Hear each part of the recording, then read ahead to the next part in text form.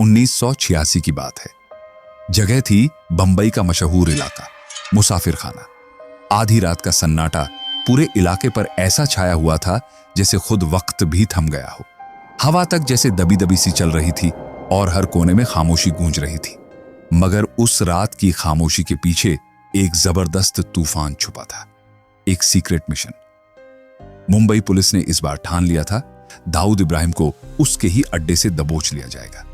दाऊद इब्राहिम, ये नाम तब हर किसी की जुबान पर था। वो नाम जो हर आम आदमी से लेकर बड़े अफसर तक के दिल में खौफ बनकर बैठा था। ये वही दाऊद था जिसने खुद को बंबई के अंडरवर्ल्ड का बेताज बादशाह बना लिया था। उसे पकड़ना कोई बच्चों का खेल नहीं था और पुलिस ये बात अच्छी तरह जानती थी। इसलिए इस बार कोई चूक की गुंजाइश नहीं छोड़ी गई थी। कमिश्नर ने टीम बनाने में भी कोई समझौता नहीं किया। उन्होंने सिर्फ उन्हीं अफसरों को चुना जिनकी ईमानदारी, बहादुरी और खामोशी पर उन्हें पूरा भरोसा था। सारी प्लानिंग पूरी हो चुकी थी। एक इशारे पर कमिश्नर ने कहा, चलो अब वक्त आ गया है, इस बार दाऊद बचेगा नहीं। काफिला धीरे धीरे मुसाफिर खाना की तरफ बढ़ चला। पुलिस की गाड़ियों की आवाजें भी इतनी धीमी थीं मानो रात की खामोशी को चीरने का मिजाज ही नहीं था। यह वही मुसाफिर खाना था, दाऊद का अड्डा। यहां वो अपने खास कामकाज को अंजाम देता था, जहां उसके सबसे करीबी आदमी उसकी हर बात पर आंख बंद करके चलते थे। जैसे ही पुलिस की टीम उस पुराने 2 मंजिला चौल के पास पहुंची, वहां का माहौल कुछ अलग ही महसूस होने लगा। ऐसा लग रहा था जैसे दीवारें भी कुछ कह रही हों, शायद किसी खतरे का संकेत। एक अफसर ने फुसफुसाते हुए कहा, कुछ तो गड़बड़ है सर, यहां की हवा भी अजीब सी लग रही है। दूसरे ने जवाब दिया, डरना नहीं है, आज की रात सालों तक याद रखी जाएगी। हर अफसर अपनी जगह पर तैनात था। सभी की आंखों में एक ही लक्ष्य चमक रहा था, दाऊद इब्राहिम। कोई भी गलती अब इस मिशन को मिट्टी में मिला सकती थी, इसलिए सब कुछ बारीकी से देखा जा रहा था। जब टीम चौल के नजदीक पहुंची तो वहां के जर्जर दरवाजे, टूटती बालकनियां और अध खुले खिड़कियां भी किसी अनहोनी की आहट दे रही थीं। अंदर क्या है ये किसी को नहीं पता था, लेकिन हर कोई तैयार था, दिल से, दिमाग से और हथियारों से। ध्यान से चलो, अगर एक भी गोली चली बिना वजह तो मिशन खत्म समझो, एक सीनियर अफसर ने धीरे से कहा। और फिर सब कुछ थम गया, जैसे वक्त खुद भी रुक गया हो उस चौल के सामने। रात के उस पहर पुलिस की टीम जब मुसाफिर खाना की उस 2 मंजिला इमारत में दाखिल हुई तो सबकी धड़कनें तेज थीं। एक पुराने जर्जर दरवाजे को धक्का दिया गया। सामने एक बड़ा कमरा था। कमरे में घना सन्नाटा पसरा था, लेकिन माहौल में एक अजीब सी बेचैनी थी, जैसे दीवारें खुद बयां कर रही हों कि यहां अभी अभी कुछ घटा है। टेबल पर एक महंगी सिगार की ऐशतरे रखी थी, जिसमें राख अब भी सुलग रही थी। बगल में एक पेन रखा था, जो अभी किसी के हाथ से फिसला हो ऐसा लग रहा था। पास में एक पुरानी लकड़ी की कुर्सी थी, जिसका गद्दा धंसा हुआ था, जैसे कोई अभी अभी वहां से उठकर गया हो। खिड़की आधी खुली थी और बाहर से आती हल्की हवा पर्दे को बार बार हिला रही थी। सब कुछ जैसे किसी फिल्म का सीन हो। हर निशानी चीख चीख कर कह रही थी, वो यही था, बस कुछ पलों पहले। लेकिन अब वहां कोई नहीं था। पुलिस अफसरों की निगाहें मिली और चेहरे पर साफ मायूसी दिख रही थी। एक अफसर बड़बड़ाया, अगर हम बस 10 मिनट पहले पहुंचे होते ना, तो आज इतिहास बदल जाता। उस एक छोटी सी देरी ने उनका पूरा मिशन डगमगा दिया था। तुरंत तलाशी शुरू हुई। कमरे के हर कोने, हर अलमारी, यहां तक कि बाथरूम तक की जांच हुई। लेकिन हाथ लगा सिर्फ दाऊद के कुछ मामूली गुर्गे और कुछ रिश्तेदार, जो या तो कुछ जानते नहीं थे या फिर जानकर भी कुछ बताने को तैयार नहीं थे। एक जूनियर अफसर ने धीरे से पूछा, साहब, क्या उसे हमारी रेड की भनक लग गई थी? सीनियर ने गहरी सांस लेते हुए जवाब दिया, लगता तो ऐसा ही है। कोई तो है जो उसे हर बार पहले से खबर दे देता है। इस सवाल का जवाब जानने के लिए हमें अतीत में झांकना होगा, साल 1975 की ओर। तब बंबई के अंडरवर्ल्ड में एक नाम तेजी से उभर रहा था, दाऊद इब्राहिम। उस वक्त मुंबई पर राज करता था करीम लाला का पठान गैंग। उनका इतना खौफ था कि आम आदमी तो छोड़ो, छोटे बड़े नेता और पुलिस वाले भी उनके नाम से कांपते थे। गली मोहल्लों में बस एक ही फुसफुसाहट होती थी, अरे यार सन्नाटा है, क्योंकि करीम लाला के बंदे का मर्डर हुआ है। और दाऊद उस दिन वहीं था। धीरे धीरे दाऊद उस अंडरवर्ल्ड का हिस्सा बना जहां खून, धोखा और डर ही चलन थे। और एक दिन वही लड़का जो कभी छोटे मोटे झगड़ों में पड़ता था, पूरे मुंबई का सबसे खतरनाक नाम बन गया। उस दौर में अगर कोई मुंबई की सड़कों पर खौफ बनकर चलता था तो वो था करीम लाला का पठान गैंग। चाहे किसी से जबरन वसूली करनी हो या किसी की इज्जत से खेलना हो, इनके लिए कुछ भी करना आम बात थी। लोग उनके नाम से ही कांपते थे और यहां तक कि पुलिस भी उनकी मर्जी के बिना कुछ नहीं करती थी। इसी खौफ के बीच 1975 में पुलिस के कुछ अफसरों ने एक ऐसा दांव खेला जिसने बंबई की अंडरवर्ल्ड की तस्वीर ही बदल दी। उन्होंने सोचा, अगर करीम लाला के इस आतंक को कोई खत्म कर सकता है तो वो है ये नया लड़का दाऊद। उस वक्त दाऊद सिर्फ एक छोटा मोटा गुंडा था, लेकिन उसकी आंखों में एक ऐसी आग थी जो सब कुछ जला सकती थी। उसके इरादों में एक अजीब सा जुनून था और शायद यही जुनून पुलिस को दिख गया। उन्होंने दाऊद और उसके छोटे से गिरोह को पठान गैंग के खिलाफ खड़ा कर दिया। धीरे धीरे ये दुश्मनी गहराती चली गई। जहां एक ओर करीम लाला का खौफ था, वहीं दूसरी ओर दाऊद का बढ़ता हुआ आत्मविश्वास। फिर एक दिन वो हादसा हुआ जिसने दाऊद को पूरी तरह बदल दिया। उसका बड़ा भाई शब्बीर मारा गया। भाई के खून का हिसाब तो लेना ही पड़ेगा, दाऊद ने दांत भींचते हुए कहा। यही वो मोड़ था जिसने दाऊद को सिर्फ एक गुंडे से अंडरवर्ल्ड के सबसे खतरनाक डॉन में बदल दिया। अब वो पहले से कहीं ज्यादा क्रूर, ज्यादा चालाक और ज्यादा ताकतवर बन चुका था। उसने अपनी गैंग को दोबारा संगठित किया। अब उसके निशाने पर सिर्फ करीम लाला ही नहीं, बल्कि पूरी बंबई थी।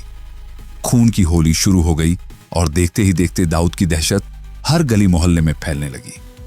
अब मुंबई में एक ही कानून चलेगा, मेरा। दाऊद का यह डायलॉग उसके गुर्गे हर जगह दोहराते थे। उसकी ताकत का अंदाजा इस बात से लगाया जा सकता था कि बड़े बड़े नेता और अफसर भी उसके आगे झुकने लगे। कई पुलिस वाले तो खुलेआम उसके लिए काम करने लगे थे और जो नहीं मानते उन्हें या तो हटा दिया जाता या रास्ते से हटा दिया जाता। समय के साथ दाऊद का नाम इतना बड़ा हो गया कि पुलिस की गिरफ्त से वो बाहर निकल चुका था। अब वो हर बड़े काम में पुलिस को भी शामिल करता था, या तो पैसे से या डर से। इस दौरान उसकी ताकत एक ऐसी सीमा तक पहुंच चुकी थी जहां कानून और सिस्टम भी बौने लगने लगे थे। बात उन दिनों की है जब दाऊद का नाम बंबई की गलियों में खौफ बनकर गूंजने लगा था। लेकिन कुछ पुलिस वालों ने कसम खा ली थी, अब की बार इसको खत्म करके ही दम लेंगे। वहीं से एक बड़े ऑपरेशन की शुरुआत हुई। पुलिस कमिश्नर DS सोमन ने दाऊद की गिरफ्तारी का वारंट जारी किया और पुराने सारे केस फिर से खोल दिए। अब खेल सिर्फ एक गुंडे को पकड़ने का नहीं था, ये एक पूरे सिस्टम की परीक्षा थी। पुलिस के अफसर जानते थे कि अगर वक्त रहते दाऊद को नहीं रोका गया तो वो पूरे मुंबई के लिए एक खतरा बन जाएगा। इसलिए उन्होंने पूरे शहर में माफिया के खिलाफ एक बड़ा अभियान छेड़ दिया। लेकिन उनकी असली नजर दाऊद पर थी। ये वही वक्त था जब उन्होंने मुसाफिर खाना पर रेड डाली। पूरी तैयारी थी, प्लान एकदम टाइट था। लेकिन बस उस रात पुलिस से 10 मिनट की चूक हो गई। दाऊद उनके पहुंचने से पहले ही वहां से फरार हो चुका था। अबे ये कैसे हो गया? किसी ने तो खबर दी है इसे, मीटिंग में एक अफसर ने गुस्से में कहा। इसके बाद हाई लेवल मीटिंग बुलाई गई।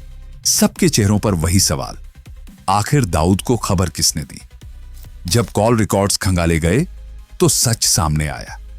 पुलिस के पहुंचने के ठीक 10 मिनट पहले दाऊद को एक कॉल आया था। उसने तुरंत प्लान बदला और मुसाफिर खाना से निकल भागा। शक यहीं और गहरा हो गया। हमारे ही बीच कोई उसे खबर दे रहा है, कोई अपना ही भेदी है। इतना ही नहीं, दाऊद बंबई से सीधा दिल्ली और फिर वहां से दुबई भाग गया, जबकि उसके पास पासपोर्ट ही नहीं था। बंबई पुलिस के पास उसका पासपोर्ट पड़ा था। सोचो, कोई बिना पासपोर्ट के देश से भाग कैसे सकता है? साफ था उसके पास सिस्टम से ऊपर पहुंच चुकी कोई ताकत थी। अगर उस रात पुलिस 10 मिनट पहले पहुंच जाती तो शायद दाऊद की कहानी वहीं खत्म हो जाती। शायद वो कभी इतना बड़ा नाम नहीं बनता।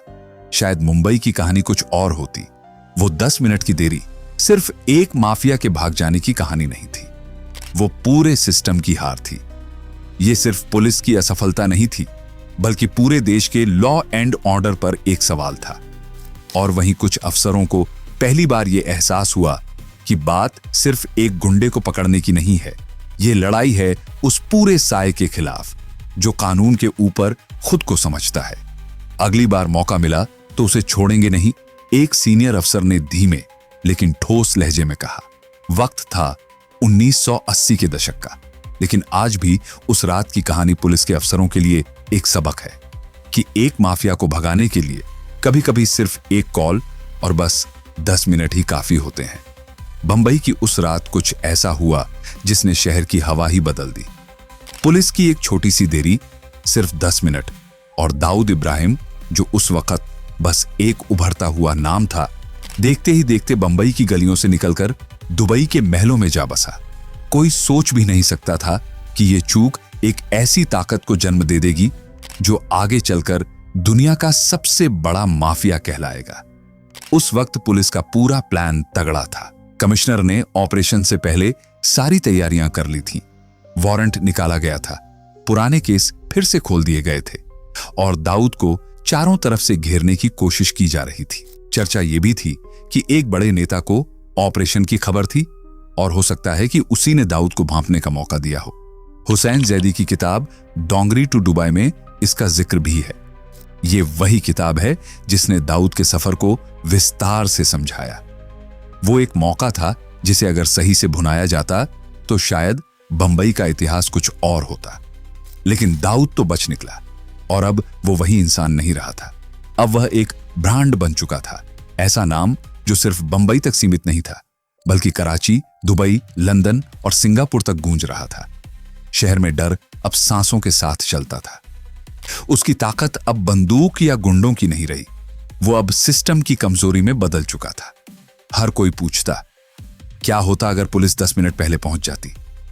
शायद दाऊद को जेल होती, शायद मुंबई की गलियां कुछ साल सुकून से सोती। पर वो 10 मिनट एक ऐसा आईना बन गए जिसमें पूरी व्यवस्था की तस्वीर साफ झलकती थी। वो चूक नहीं थी, वो एक संकेत था कि जब सत्ता, सिस्टम और संगठित अपराध के बीच की दीवारें झुकने लगती हैं, तब कानून कमजोर हो जाता है। वो रात अब बस एक हादसा नहीं, एक कड़वी याद बन चुकी है। और दाऊद, वो अब सिर्फ एक भगोड़ा नहीं, बल्कि उस रात की नाकामी की सबसे बड़ी जीत था। अगर वो पकड़ा जाता तो शायद अंडरवर्ल्ड की कहानी कुछ और होती। शक की सुई सत्ता की ओर घूमी, नेताओं की कॉल डिटेल्स चेक हुई और अफवाहें तैरने लगीं कि शायद किसी सीनियर नेता ने पुलिस की जानकारी दाऊद तक पहुंचा दी थी। ये सिर्फ एक कहानी नहीं, बल्कि एक सबक है।